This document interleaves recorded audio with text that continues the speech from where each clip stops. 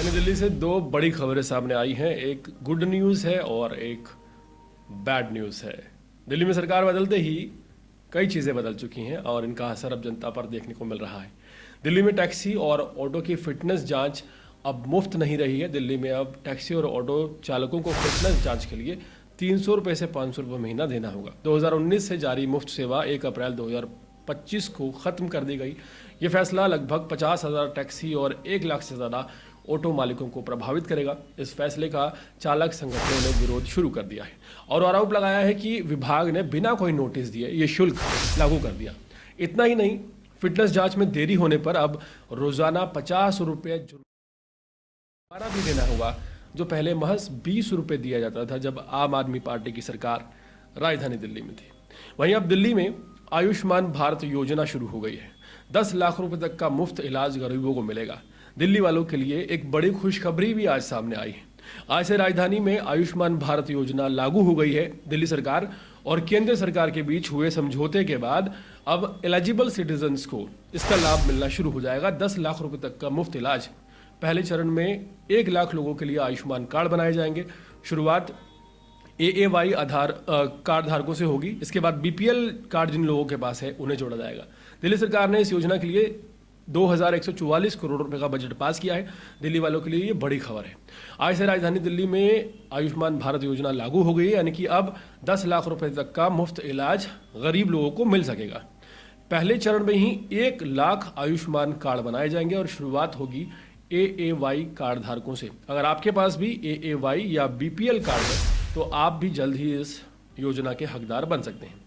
इस खुशखबरी के साथ एक बुरी खबर भी सामने आई है। राजधानी दिल्ली में सरकार बदलने के बाद अब दिल्ली में टैक्सी और ऑटो चालकों के लिए फिटनेस जांच मुफ्त नहीं रहेगी।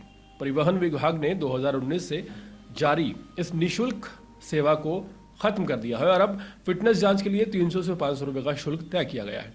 इस नए आदेश का असर राजधानी दिल्ली में चल रहे तकरीबन 50,000 टैक्सी और 1 लाख से ज़्यादा ऑटो रिक्शा मालिकों पर पड़ने वाला है।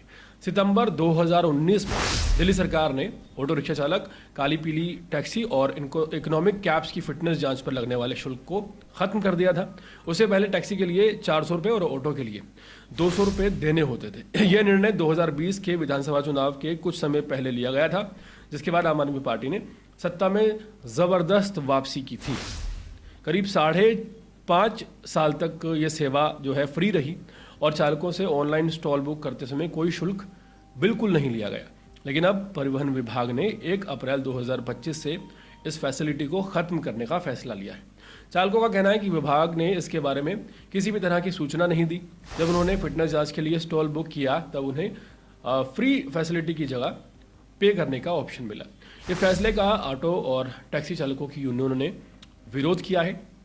All Delhi auto taxi transport Congress union के अध्यक्ष किशन वर्मा ने आरोप लगाया कि विधानसभा चुनाव से पहले बीजेपी ने ऑटो और टैक्सी चालकों को राहत देने के तमाम वादे किए थे, लेकिन अब उल्टा उन पर और ज़्यादा बोझ डाल दिया जा रहा है। उन्होंने बताया कि इस मुद्दे पर परिवहन आयुक्त से मिलने गए थे, लेकिन समय ही नहीं दिया गया।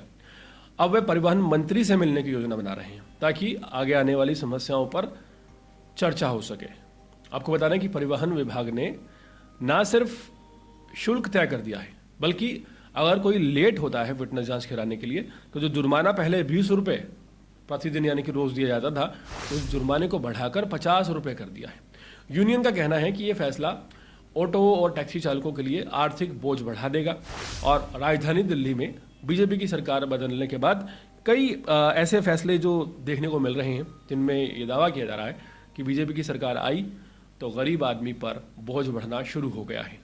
एक ऑटो चालक, एक टैक्सी चालक जो अगर लेट हो जाता था तो 20 रुपये प्रतिदिन के हिसाब से अगर देखें, मान लीजिए 1 महीना वो लेट हो जाता था तो उसकी जो चार्ज होते थे तकरीबन मान के चलिए 600 रुपये उसको लेट फीस देनी होती थी। लेकिन यहाँ पर यह रकम 600 से बढ़कर तकरीबन सीधी 1500 रुपये कर दी जाएगी। तो यहाँ पर बड़ी मुश्किलें जो है ऑटो चालकों की बढ़ गई हैं और इस पर क्या बीजेपी फैसला लेती है ये तो आने वाला समय ही बताएगा। हाल फिलहाल आयुष्मान भारत योजना को लेकर पहले तमाम बड़े बड़े दावे किए गए थे, लेकिन जो अब फैसला सामने आया है वो AAY कार्ड धारकों और BPL वालों के लिए सामने आया, यानी कि गरीबी रेखा के नीचे जो लोग रह रहे हैं उन्हें आयुष्मान भारत योजना का लाभ मिलेगा। और ऐसे में 1 लाख कार्ड बनाने का अभी फिलहाल टारगेट रखा गया है। पूरे मामले में किस तरह से बीजेपी अपना पक्ष रखती है और क्या कहती है, ये आने वाला समय बताएगा। आप इन दोनों योजनाओं को लेकर किस तरह से सोचते हैं, कमेंट सेक्शन में ज़रूर बताएं।